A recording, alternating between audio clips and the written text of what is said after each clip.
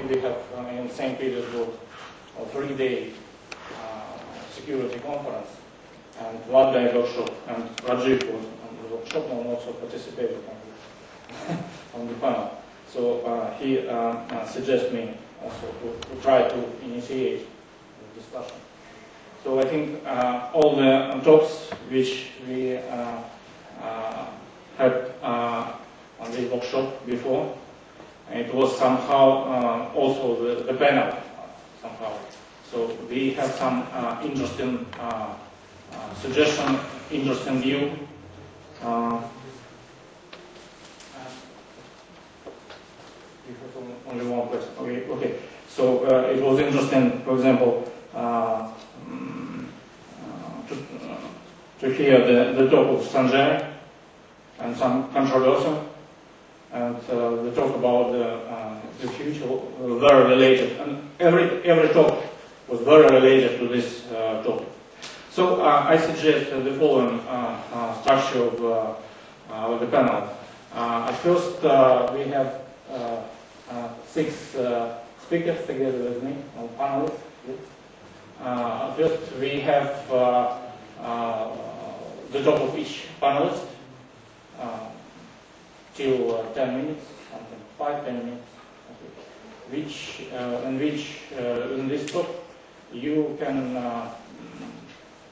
try to speak what you think about this topic, your view on this. And after this, we will have the time for questions. And of course, if after a talk of some of the panelists, you will have questions, I think we will not wait, yeah, and you can ask the questions.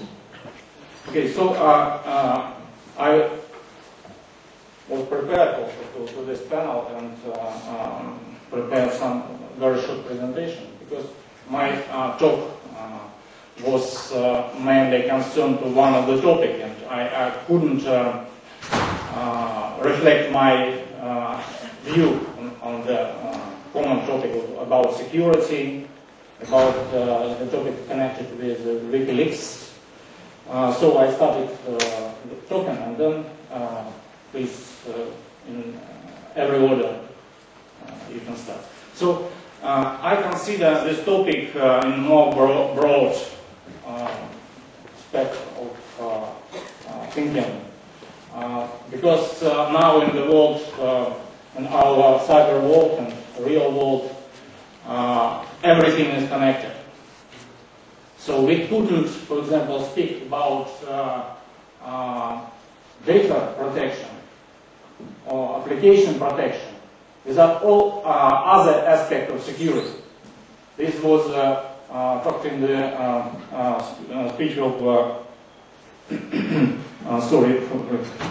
Sanjay Mal. Yeah, I like it very much. So I tried to very briefly and very quickly also to see on the current state and what I see about this. So on my view, if we will see on the history of mankind, not only on the history of cyber world and cyber security, we have a continuous war between attackers and defenders in every spectrum of our life. For example, if it is between different countries, between single people, between groups of people or companies, and so on, different spectrums, economical, political, and so on. So security is very important in these aspects, and it will be, I think, concern on all our history before and after this. So we couldn't, for example, to develop some requirements and develop some designs, good design stages and documents, and it will be the stop. And now the security is okay, and we will not have work for us, for security specialists. So it is a continuous war, a continuous war between attackers and defenders. If we develop more powerful security tools and methods, attackers trying to do the next step and trying to penetrate our system, try to investigate the mechanism which we use in our systems, our security components, and then use this for their wars. And economical reason, political reason are on the first place here. So it is a continuous problem for history of mankind. Okay, so my view why WikiLeaks is winning is in for war. So we have several reasons. The first reason I agree with you, I put the human factor. So not technical factor, but human factor.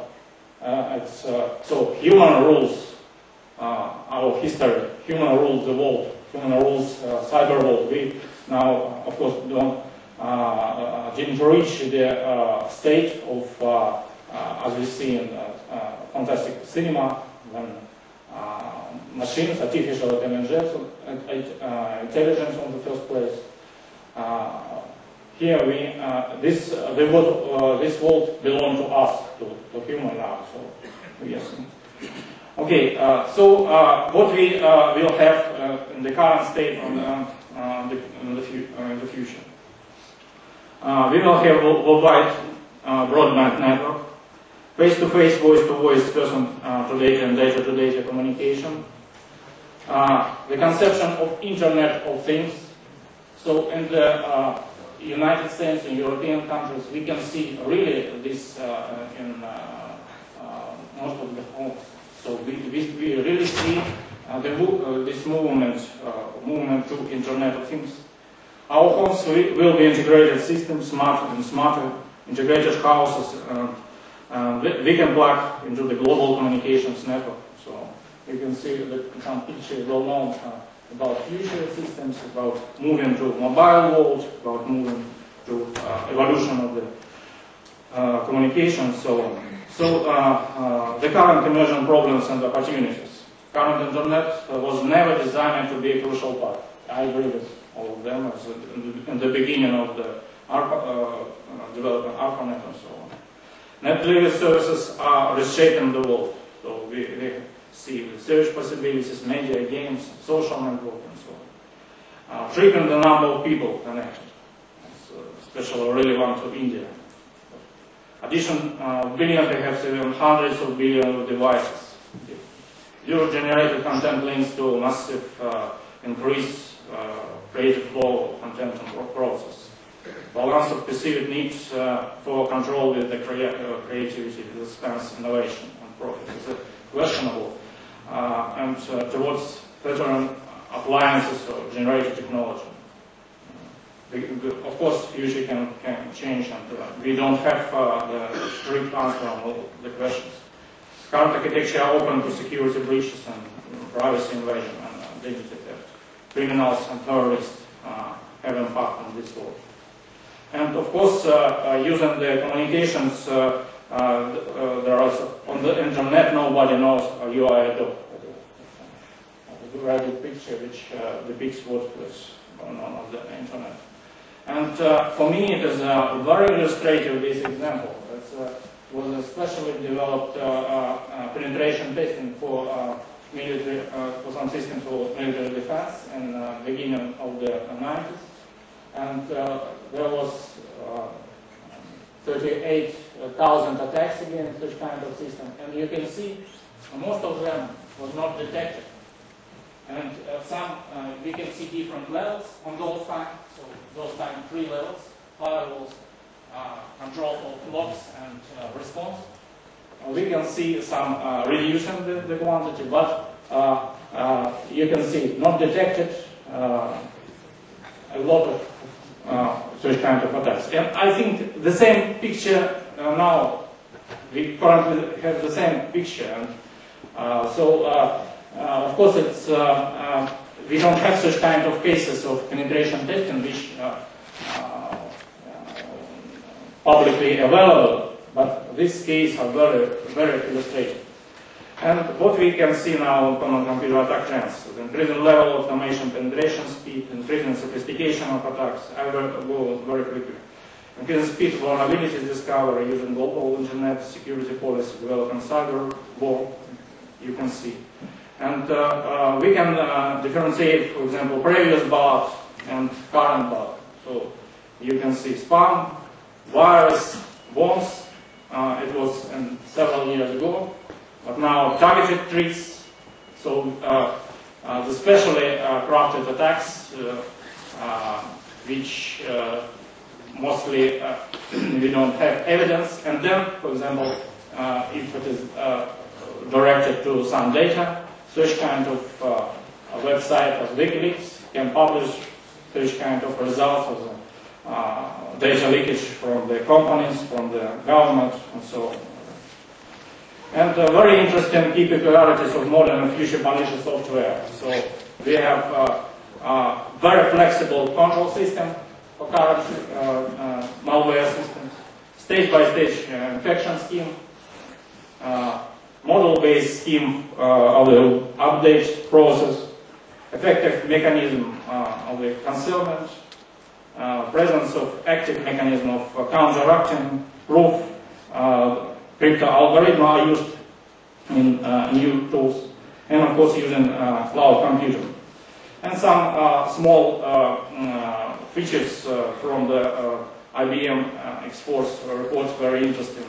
So about differentiation of mechanism of distribution, you can see the peculiarity of using social networks. Cyber criminals are still using social engineering. The number of vulnerabilities that allows malware distribution is not decreasing. The number of attacks on the web sites and using websites for malware distribution is increasing. The number of malicious software increasing exponential, and the other. And of course, in operating system, we have that number of Mac users is almost reached the critical level. So we are waiting now that we will have a very similar situation with previous Windows systems. Windows 7 is a I think very good system, but it is very popular, and it is reasonable to predict an increasing amount of malware for Windows 7. It's an objective feature of our work cooperation. And of course, the main factor is economics. It's a crime economics. So almost all actions now are directed on using, earning money and economic reason. From other side, it is, for me, it is very interesting, as was talked about Prenell in September last. And it is interesting, different definition from other side, definition of security. For example, Jim Spatak. Using encryption on the internet is like using armored track to transport rolls of pennies between someone on a park bench and someone doing business from a cardboard box. And Adi Shamir, do you know these names? Yeah, it's well known in the area of security. We are winning yesterday's information security battles, but we are losing the war. Security gets worse by a factor of 2 every year. So the attackers one step or several steps before the defenders. So of course we should be proactive, we should prognose the actions of attackers, but it is a very complex task. And humans, humans can live with insecure system, and we couldn't live with secure ones. It's also, I think, can be true. Okay, so what we have done. First, yes, I told that is a human factor is one of the main reasons of the current state. The second, of course, the complexity everywhere. Complexity in software, complexity in hardware, and in our network, and so on. So this is one of the main reasons. So it is very hard to find vulnerabilities in this system. And from other side, we have intention of people to use these vulnerabilities. So these two factors are together. And they will be together all the time. So we go to the Trustworthy information and communication technologies. On the previous topic there was a lot of definition of this. So we need secure, reliable, resilient survival against attack technologies to guarantee desired level of service and protect user data and so on. And this is well known hype cycles from Gartner. Yes, and I demonstrated only as example. So we have a huge quantity of different technologies for security, different barriers. They should be connected. For example, this is for information security. This is for data and application security. Different, and these terms each 2 years changing after the next report of Gartner. And it is very interesting that some discussion about cyber attack, what is it, if it is equal to a missile attack or not. And for example, there was the event of DDoS attacks against Estonia. Is it equal to missile attack against Estonia? But who is the source of these attacks? How to define it? Which is a very complex problem. And of course, we go from our system to so-called self-regenerated system. So one of the main factors is try to live in our world, try to survive in this world, try to do the main business and other tasks in such kind of environment. There are a lot of attackers, a lot of people who are trying to steal our information and so on. So this is a good picture which depicts what is a self-regenerated system. So, for example, in comparison with conventional system and intrusion tolerance system, self-generated system try to evolve against such kind of situation. And very interesting, we are talking, when we're talking about defense, we're talking about, very often talking about asymmetric threats. So, for example, when we talk about terrorists and the government, so we have some threats which are equal from the side of terrorists if they will have some very dangerous arms, for example, nuclear arms and so on. So this is also the problem of this, and we should survive those wars. And at the end of my talk, I should talk that it is very important international cooperation. This is an international workshop. A lot of different countries. And to survive in those world, to counteract such kind of attacks, I told, which produced by botnets, which are distributed and sourced. For example, the bots can be in China or India, but the bot master can be in the United States. Because, for example, in China, most software not licensed, and it is all complete with a full set of vulnerabilities which can be used by botnets. So we should work together in this to solve this problem. Thank you very much. You have to make sure that people understand what they are doing and they are not misusing whatever they're trusting. The other thing you also have to understand, is that going to be, was all that information secret actually? I mean, if I am talking about person A, it is a clown, or person B is so and so, that's freedom of speech. How is it secret? So why are we talking about it being secret? Right? So if we have no mechanisms of data classification, we can't be saying that everything was secret. If you start putting all sorts of things under a file or classification saying this is highly secret, then there's a challenge. I think we need to be very clear what is secret and what is not secret. And over a period of time, as I said, does that remain secret throughout? It does not. Certain amount of information does not remain secret. It changes. So we have to be clear, do we have a process in place when we say this is no longer secret? So I was saying, I mean, when you're looking at all these aspects, clearly these are not just technology issues. These are clear process issues and these are clear people issues. So technology can help to a certain extent, but I think we have to be very clear from a process and other perspectives. So there are challenges from a data classification here, and if you're putting everything under secret, yes, there's a problem. You have a people issue. You have this issue of network, social networks which are going to be coming in. You have this challenge of information doubling every hour. So how are you going to start looking at it? I'll stop here and then leave it for the others to start debating. Thanks, Sanjay. Good evening, ladies and gentlemen. Thanks for this opportunity to speak to you. By now, we have enough proof that we have complicated our lives. And over the period, we have only mastered the art of complicating our lives. First, we complicated endlessly, and now we endlessly run for solutions. And as far as I am concerned, these kinds of debates, we go on endlessly.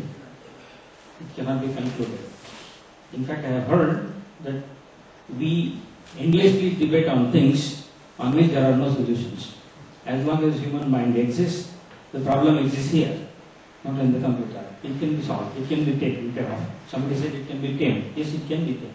As we grow, we understand many things, because most of the times we discover and we learn from whatever we had in the past, and we project it and try to find out, to extrapolate some extent, and then we feel safe.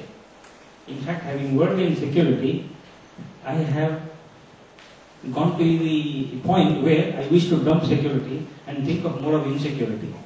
I would like to focus and understand more of insecurity to understand security better. If you understand insecurity, then you will understand that security and insecurity, they are not two different things. They are the two ends of the same issue. So we will have to understand. Now I am reminded of a person who said to God that I am capable of taking care of my enemies, you please take care of my friends.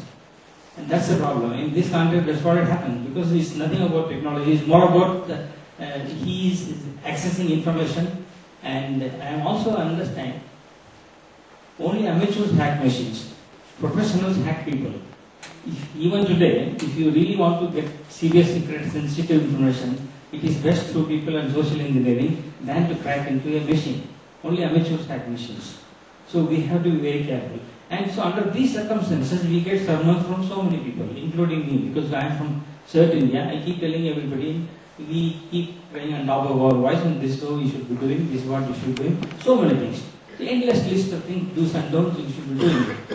Now, what happens is, does this really solve the problem? Maybe. It gives you an intoxication that yes, you have understood something, you have done something. Like one person, he has reached 100 years. So lots of TV people, radio people, newspaper people come to his house, and he is giving the interview saying that I did all the good things in my life. He is going on list of big endless list of things that he did. Immediately there was a commotion in his house, and everybody asked, what is this support? He said, no, my father and my uncle are fighting. They have drunk and they are fighting. And this fellow was saying, I have done all the best things in the life and I have achieved 100 years. But his father and his uncle, they are drunk and they are fighting and they are still alive. And that's what it is. So now we should know whether these best practices have really taken to the extent where we really feel safe or not. To my mind, it is not. Because I feel technology cuts both ways. On one hand, it gives you the freedom, empowerment. Dunya mere mutti mein, lagta hai. On the other hand, immediately it takes away the freedom. It snatches the freedom right below your feet. You do not know. Like for example, we have moved from 2G with great controversy. We have moved from 2G to 2.5G and 3G, and tomorrow we will move to 4G also. But when we are supposed to move to 4G, is it possible for Government of India, Parliament or Union Cabinet to think on its own that we will not go? Impossible. Because you have lost the freedom. You can only at best delay the decision. You can't completely say that, because we are connected to the world. We have used technology as a means of progress. Everybody is using. Technology is the means the way we are existing today.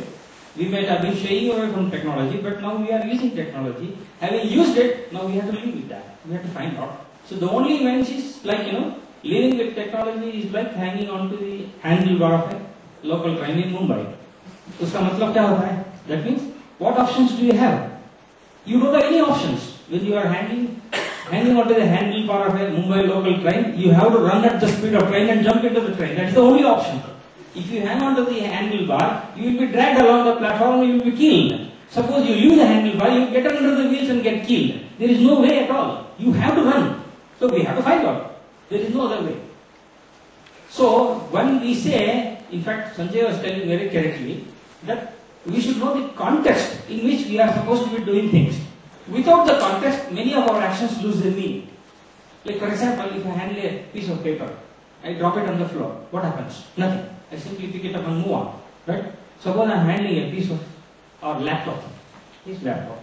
I drop it on the floor. He will cry because I have broken his laptop. Something has happened. But suppose I am handling a baby. Can I afford to drop it on the floor even once? No. I cannot afford. When I am handling a baby, all my attention, effort and resource has to be focused on protecting the baby.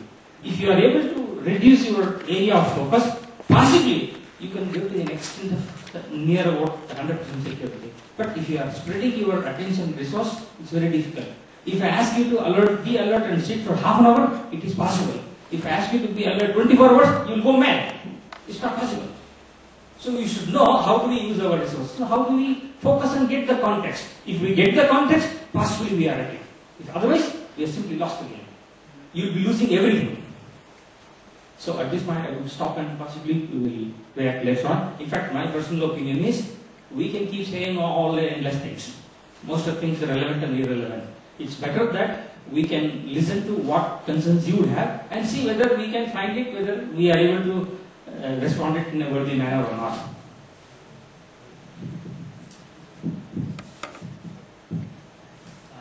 Okay, so thanks for inviting me for the panel.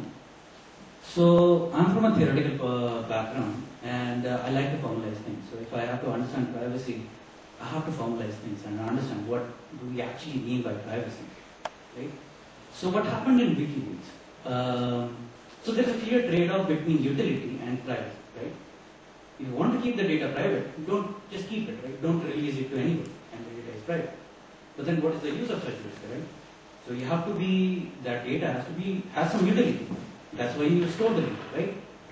So that's what happened, right? At some point of time, there was a secret network in the US called Supernet or whatever. And there were data being uploaded by all these embassies. And it had very restricted access. Okay? Now, but then after 9/11, the US government suddenly realized, okay, so this is not a very good model, right? We have very useful data, and all these people can actually use the data to make some decisions, use that data that is being uploaded by all the embassies to make some informed decisions, right? And after 9/11, they thought that, okay, we have private data, but it's not often used, right? Let's make it more, let's add utility to it, okay? Let's release more, let's make it more accessible to people so that it becomes more useful. But then, now that the data have more utility, it lost its privacy. Okay? Now there are like some like 300,000 or 3 million people who have access to data which is, I guess, confidential or little lower privacy. So if you have 3 million people being able to access some data, clearly it cannot be private. Sooner or later it's going to be there out there. Okay? And that's basically what happened. So there's a clear trade-off between utility and privacy. And to understand these two concepts and to understand to understand this trade-off better, what are the parameters should be and how much utility should be there, how much privacy should be there, we need to sort of formalize it. And right now there's a big movement towards define what we mean by privacy. Okay? So this problem has been studied in the database community for a long time now, and even cryptographers now are interested in this kind of study. And there's a very nice model for differential privacy. I won't get into the details of that, but that is what exactly people are trying to understand. That's what people are trying to formulate. Okay, what is this trade-off? Okay, what is privacy? What is private data? Okay, how much information should be released? How much information is to be released to what person? So all these kinds of issues, we can only get a better understanding once we try to formalize these things. Okay, so that is one of the things I want to talk about. And as the other panelists say, in the WikiLeaks case, I think none of the secret documents were actually released. Okay, all the secret documents are still secret. It was only some privacy setting below secret, I guess, that was actually released, right? So, and it's not clear that any of the security has been compromised in this case. So, but anyway, the weakest link, as the panelists pointed out, turned out to be a human, right? So there was this person, I don't remember his name, maybe Manning, I don't know. Okay, so he was the person who actually was able to download all the secret information and just walk out. Okay? And what the US government is doing right now is saying that, okay, all the access point to the secret network should not have any way to extract data and store it on any movable device. But then these kinds of, but I'm not sure if this is going to work or not. So what I want to point out is that can we, since the humanist turns out to be the weakest link, can we do something about it? Maybe we can enforce that no single person can access the data at one point in time. You need 2 people or 3 people to be able to access the data. So that kind of thing. Or maybe, suppose now we know that if the human is the weakest link, can we, the issue becomes, can we trace it? Okay, if this human picks up the data, stores it in a device, goes on and leaks it. Can we trace him? Okay? So this guy, we were able to trace this guy because he just spoke, right? He just said, okay, I'm the guy. But in general, can we do something about this? Can we say that, okay, can we trace where the leak actually happened? And yeah, so as for WikiLeaks, I think this is all the points I want to make. But I have more about data protection, data integrity, but maybe we can talk about it later.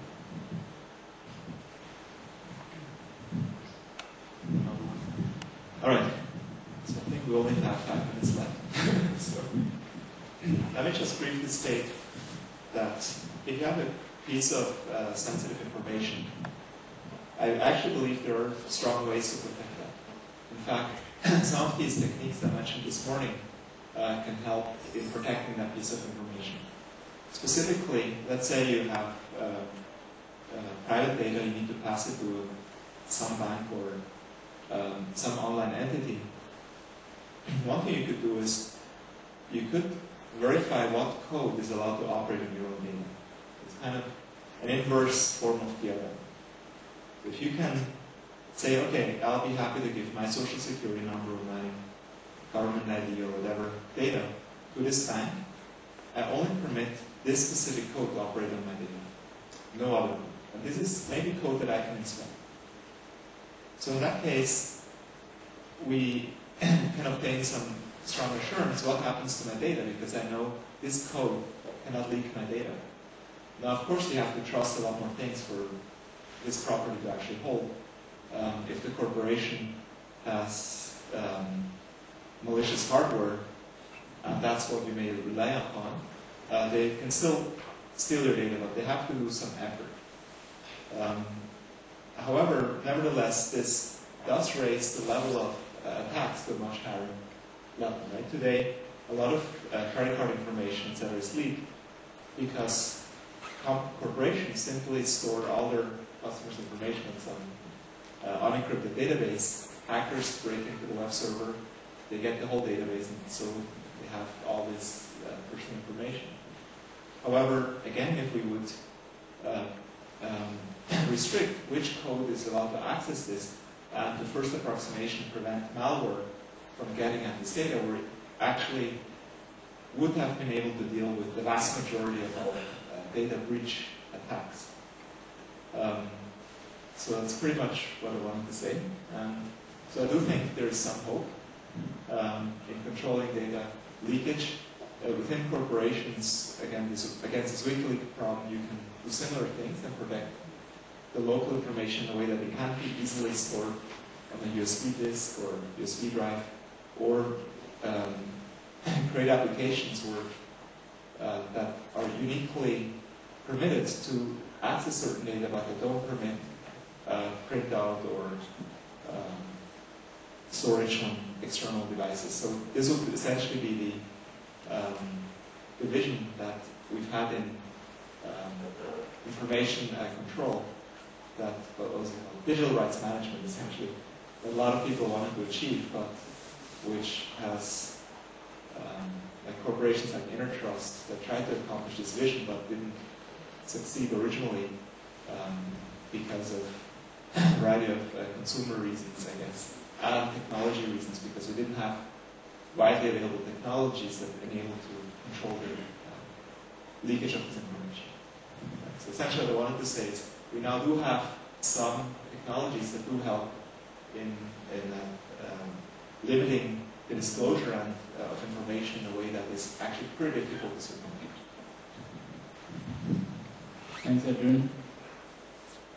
Interesting views, looks like we are diverging. We started with no hope, and probably Edwin has given us some ray of hope over here. And I would take it forward. I think Mr. Srinath said it's like a situation where you are hanging on to that local train, and if you leave, you are going to die in either case. So you just have to run. I was just thinking, there are many people hanging around, right, on the same handle.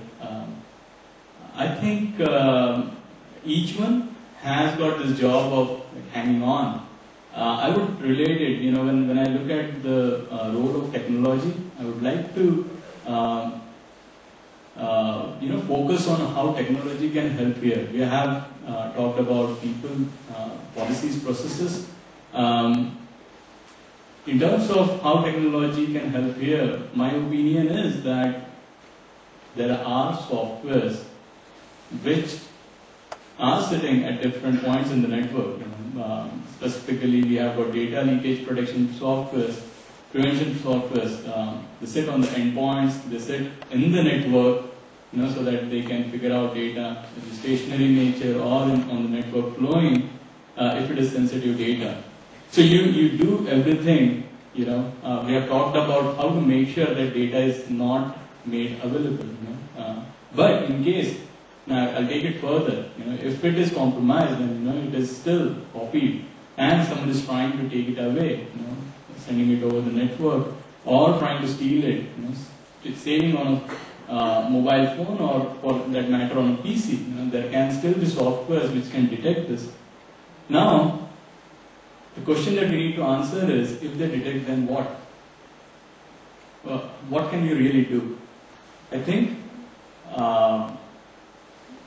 here we need to be having some systems which are very intelligent. No system in isolation will be able to address this problem. There are so many elements. You have got DLPs on endpoint, you have got DLPs on networks, you have got IDPs in the network. You have got physical security, in terms of your access cards, which is controlled by software. Can all these things, they in isolation, they are, working towards providing some kind of security. Is it possible for all these systems to work together? Is it possible that my data leakage prevention, some intruder is trying to intrude, is it possible for IDP to raise a flag and say that, just cut off this guy? Is it possible that, if he breaches that and is able to get the information and is trying to transfer it, and DLP software recognizes it, can DLP software do something to prevent that? So, my point is that you really require here a system where different elements serving different purpose are able to coordinate together, share that information, and probably, if there is a guy whose identity has been established within the network and he is trying to do some malicious activity like this, and you determine that this guy logged in from this computer is trying to do, probably, you don't even let him walk outside the campus if you have raised the right flag. There are, industry has solutions for this.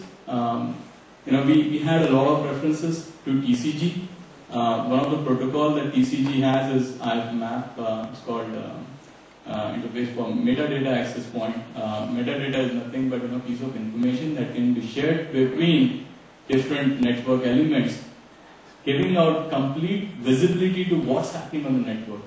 And this data can be shared across, and each element in the network can take informed decision.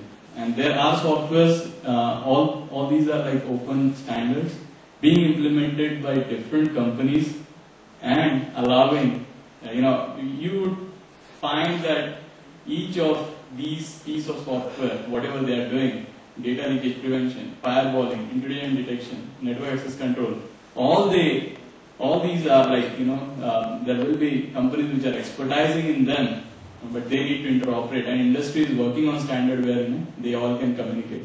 So there is a ray of hope. I think at the end of the day, if there is a sophisticated user, who would, before transmitting the data, would encrypt the data such that even a DLP software cannot determine it, he will be able to breach the security and take away that data. But not everyone is going to be a sophisticated user. There can be a disgruntled guy. He doesn't know how to really breach, but he just for the sake of some friend turning before, pull the data and try to take it outside. At least certain section of such disgruntled people who cause these kind of leak can be intercepted by using the technology that we have today. So I would just say we are not in that bad situation, but this is the concluding remark that I would have is that I feel there is no way we can completely stop it. So it will be a problem that we'll have to try to address to the best of our possibilities. From my side, one addition. So this morning we know that one of the main goals for NIIT University is a seamless. Yeah. So I should add also for security mechanisms, very important this word, seamless integration of different components. Yeah. For example, we have good protection mechanisms, but we don't know if some vulnerability can be used. So we should use some mechanism which controls this process. Talk about this. And we have a good new technology, custom computing, which should be spreading around, and this is a very small block which can manage all the other layers of security of the system. But of course it's not enough. We should have seamless integration for all components. We should have some components which repeat the work of each other. For example, if one project, the other should control the detail. See, for example, you talk about software which connect. So there should be some process which control it and see if, for example, behavior-based what it can be done. Is it can be malicious? It's not new in the world of security, but it's simple should be done. Seamless integration of different components. We have, yeah. So this is there are some additions. Only one final comment that I would like to make, that you can do all that you want to do, but you should not give up being surprised. The moment you are not surprised, then you are asking for trouble. So you can do lots of, because when we are talking of security, we will be talking of technology. When we are talking of technology, we will be talking of solutions. When we talk of solutions, we will find out what type of problems will it solve. That's the reverse way of going through the whole process. But if you look at insecurity, possibly you will find out the context in which what insecurity you are bothered about, and for that you are going to look at what kind of solutions and what kind of technology that we could be using. So that would put the whole, that's what I would like to add at this moment. We have the time for questions, or you can express their point of view.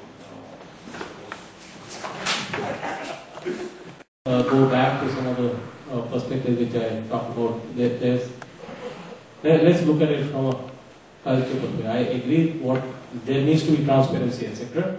But if we are doing something different and what is being done behind the scenes is something different, what do you do? There is also a cultural issue which we have to clearly respect, because different cultures will not be able to absorb what is being told. For example, if you're looking at privacy, in the West, there is very clear understanding what privacy is. And if you're looking at India, everything in this life is on the roads. Your neighbor will know exactly what you are doing, when you are doing, who's getting married, who's coming to a house, etc. There are challenges from a privacy perspective, from a culture. So similarly, in this fashion, when you're talking about information, what someone is trying to say from a government perspective, and what is being looked at inside is totally different. I probably believe the person who was looking at it and wanted to say, yes, there is a challenge, you are not being transparent, because on one side you are saying that we should be open, transparent, etc., but what you are doing is something different, so let's be transparent. Fair. I mean, that's what I said. I mean, we have to be very clear. Information will be perishable. Was it perishable? Was it to be classified? Is it now as an afterthought you said this was secret? It doesn't make sense. So that's what I'm saying is, technology can take care of certain aspects, but there is a process issue, there is a people issue, there is this culture issue, there are other issues which need to be looked at in a holistic fashion. And that's the only way you will come to a solution, otherwise you can't come to them. And you can't expect that the whole world is going to be at the same level. That's impossible. So let's appreciate that fact and then start looking at what is the bare minimum baseline which we should have, which is acceptable to all. And that's a tough solution and a tough question to solve. Anyone else wants to? Sanjay, so your comment regarding technology, and I think we are on the same page when we say we don't have foolproof technology to prevent this. And one of the comments that I would have is that in absence of a foolproof technology, what is the best way that we have right now to at least minimize these attacks? Right? We are never going to be able to, and I think I concluded that in my concluding remark. I said there is no way where we will be able to stop this in a foolproof manner, given the technology or all the vulnerabilities that we have. But by the time we find the solution, we will have to use technology to the best of our ability.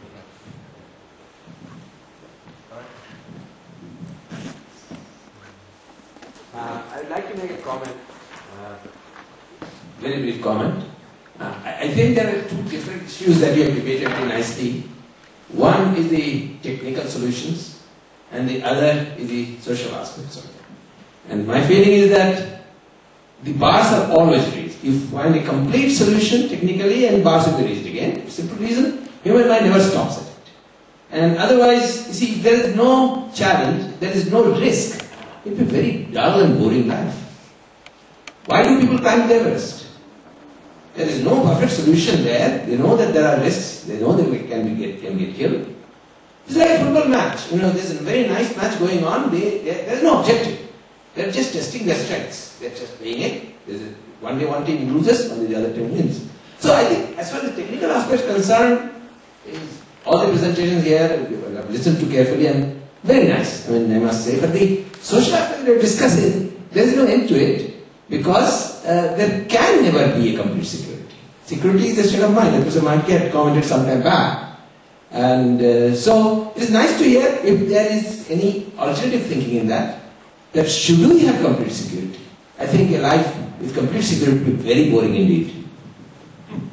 That's a great way to, maybe we should stop here. I can make a comment on this one.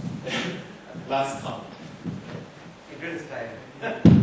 No, but so this is interesting. I was telling our students the other day we were doing security. Today in the United States, if you use the word security in an aircraft, and all of you know that very well, or if you use the word terrorism, just use the word in the aircraft. They'll make sure they land in the nearest airport, you're behind the bars for your life. I mean, this is the limit of security. Anyway, I just want to make a comment that security battle will never end, Adrian. It will never end. We saw that in the last 4 years, that we were trying to struggle to find securing vehicular communication and OnStar. And I think we are just the tip of the iceberg. Whatever solutions proposed by Carnegie Mellon was fantastic. It was the tip of the iceberg. But I think the battle will never end. It's a continuous battle, at least for the next, and forever. You will have the best solution, the enemy will have better, and so on and so forth. So all that makes it a very fascinating exercise, as Mr. Srinath rightly pointed out. I think that's the challenge. Yeah. If we take the battle as a play, so we don't need to get work done, right? So we can enjoy the play. Let him do whatever he wants, and we will do whatever we want. As we keep rising the bar and making the equation as difficult as possible, we enjoy the game. And that's what it's all about. And we don't have to keep worrying about it. I have a comment about, which is going to be a divergent comment. And the reason I bring this up is because ever since the WikiLeaks thing has exploded, I have been on their side. And for two specific reasons. One is that they have exposed this to become the most talked about awareness issue as far as privacy is concerned that mankind has ever known because of the wealth of information. The second is that they have exposed the hypocrisy of governments. So my comment goes to, we really don't know who the good guys are and who the bad guys are anymore. Because if a government is able to covertly say something and overtly do something, which is not classified information to begin with, because I totally agree with Sanjay's point that data classification is where it should begin, right? And we have not even addressed that. So I really commend WikiLeaks. I think they're heroes. In my book, they're heroes for what they've done. But your comments, please. I would just like to add for students. So right now it's not clear what is more profitable, the good guy or the bad guy. Where is more money? Yeah. But the bad guys always have more money. For example, if you are looking at hacking, etc., that's already overtaken the drug business, right? So if you're making much more money if you're spying and doing espionage and hacking. So if you're talking about where the money, that's where the money is. Then the bad guys will win, right? I think the law always finally wins, so it's not that they'll win. They might have more money, that's all you wanted to know. But who wins, then obviously it's the law.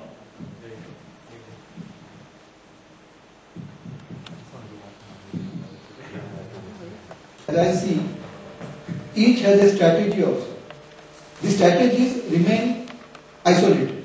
While the operational level information gets integrated, the strategic level information remains non-integrated. It's a costly activity. And in order to integrate these points were brought, you need, in my perception, a learning entity. An entity which is a learning. I think one more word should be added. It should be a learning security and not security alone. A security that cannot learn is not going to cope with the complexity. And this learning security, I want to just give my understanding is, GE did that experiment. They did establish an integrated strategic team whose job was to look after all the practices across GE's entire desks across the world. And I understand very large softwares with huge number of lines, which actually I am not a computer scientist. Okay. So numbers I don't remember the lines, but I am told very large number of lines, and the number of errors have been so low. In fact, they have been given credit by the American government. In fact, especially the Congress has passed, etc. Awards have been given. I think this is the key issue, that let the security entity become a learning entity. And one point I wanted to put as an issue, information grows only if you share. So I sometimes feel, first of all, privacy is a non-issue. And security, of course I used the word learning security for some purpose, because I do happen to teach educational technology as an area in NIIT. So there's a little bit of marketing in that way of learning. But otherwise the issue is that of self-regulation. Can security be self-regulated? Cinema does it, audio, Hollywood does it, Bollywood does it. Can security organizations do it without that? You have some thoughts on issues? Professor, I fully agree with what you were saying from a learning perspective. If you recall the business model for information security which I put up, it had one component called emergence. Okay, the reason why that component emergence was there is because there will be changes, and you have to learn from that emergence what is going to happen to the people, process, technology. And then there was the fourth ball, if I can call it, called organization. That is where the strategy was. So while the operational aspects are there at the people, process and technology side, but if they are not aligned to the organization strategy, this whole pyramid which I am talking about starts falling. So the moment you lay emphasis on technology or process and not on people and the strategy, or on the emergence, either the emergence will snap and the pyramid falls, or it will be so tilted that it's not going to be a balanced security. So from a learning perspective, I fully endorse what you're saying. So if you look into the depth of that model, it will give you exactly what you're looking at and how you start addressing security from an ongoing perspective. And that is a model which has been used for critical infrastructure protection, and that's where you're looking at newer aspects, because people are going to devise new ways of attacking. So how do you start looking at critical infrastructure? The other way is, can that model be adopted in the business perspective? And how do you start looking at it? So those are other things which one has to look at and start seeing. So I fully agree. So, closing? Yeah. No, we have 5 minutes, yeah? Any other questions? Opinions? Welcome.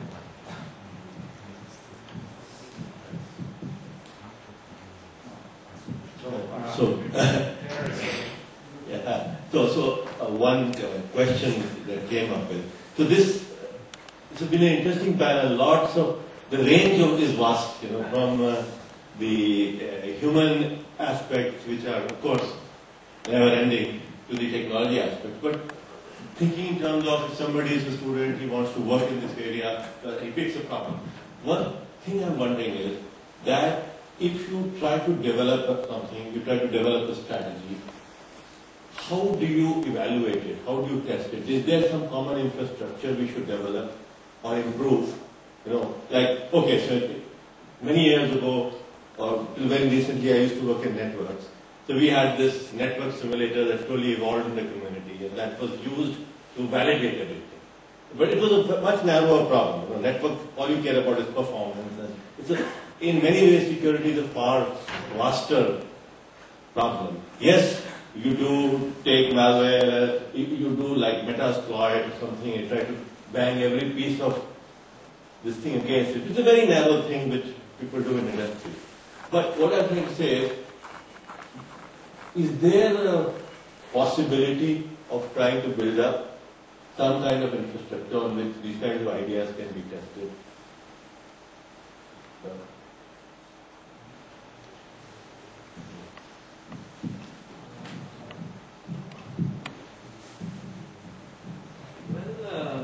The scope of security and privacy is so vast that we cannot have a single I don't think we can have a single infrastructure to be able to. We can build platforms on which user can specify, okay, these are these are the issues that I want. These are the security concerns I have, and I don't want certain software to have those security concerns. Then, if we are very clearly able to define the security concerns that a person has, and it's been again and again said that is where the problem is. We cannot define what we mean by secure, what we mean by private. So, but I think if you can define in a very good manner, very formal manner, what your security concerns are, then you can come up with certain kind of infrastructure so that you can test whether those concerns are solved or not. This is a very general answer, so, yeah. But, maybe other people can know.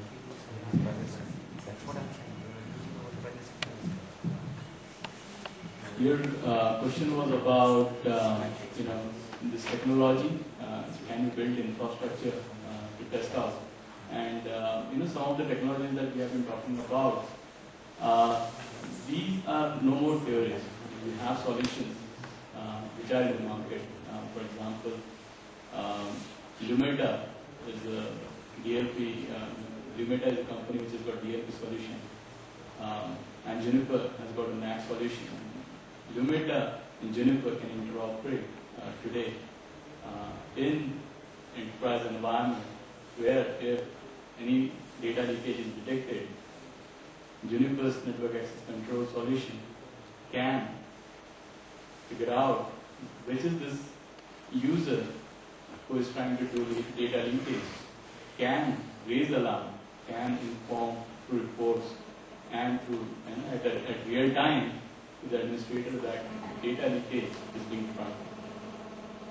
I think learning, these entities while they are interoperating, I think learning is something which students should take up. Are there any modeling? Is there any modeling that can be done so that while these systems are interacting, they can learn and make their decisions more informed. So there is definitely a lot that can be done as research in this area. If we have all concluded, we can need to do much more.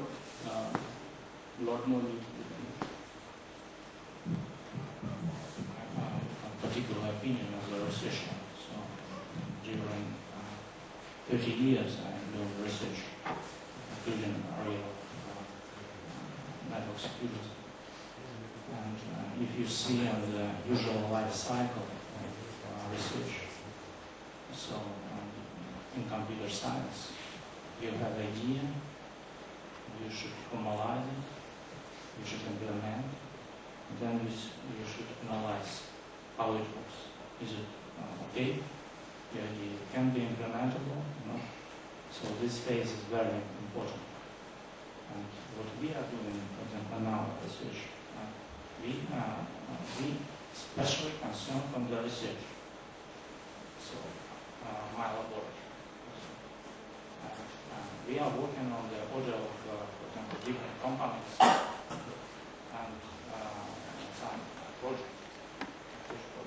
When some company want to evaluate some solution, some very includes new possibilities. We trying to develop this and then to develop some kind of tools for analysis. Research framework. This was one of the main idea to develop this kind of tools for simulation. And I didn't talk about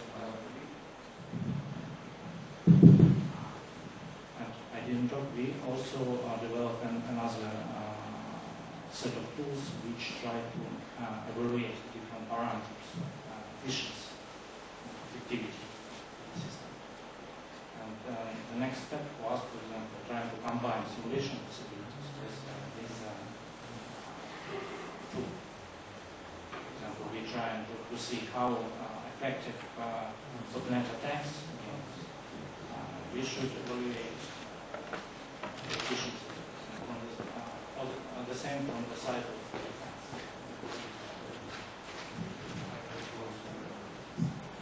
Okay, I think, yeah. Because you told me 1 hour and 10 minutes. Of course, we can continue. Okay, any other opinions or questions? Yeah. Just one small question. Being a student, I'm just getting a little curious. We have discussed so many parameters and so many leakages, which all of us should check somehow. I don't know what is the correct solution. But being a student, as I said, I'm getting a little curious. Is there any free source tool which can test for few existing vulnerabilities, whatever we have discussed? You work on any of these things, you will get a PhD. Sorry? There are so many open problems. You work on any, you will get a PhD.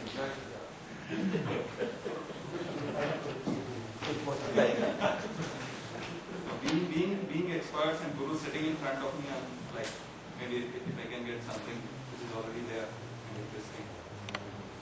Okay. So it's time to finish. Many thanks to all the panelists. Myself. Usually it should be videos. And thank you for the questions and opinions from the audience. So, thank you very much.